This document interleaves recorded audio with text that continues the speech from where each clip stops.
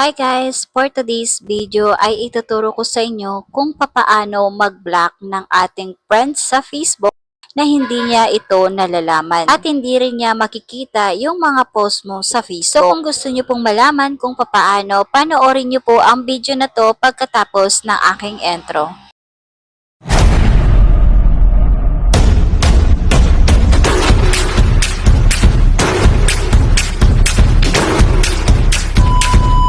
Una guys, ay punta lang kayo sa inyong Facebook account at pumunta lang kayo sa inyong profile. Pag dito ka na ay humanap lang kayo na iyong friend sa Facebook na gusto niyo pong i-block. Halimbawa na lang nito na account ng aking nanay. Dito sa profile niya, itap niyo lang po yung friends at pagkatapos itap niyo lang yung take a break.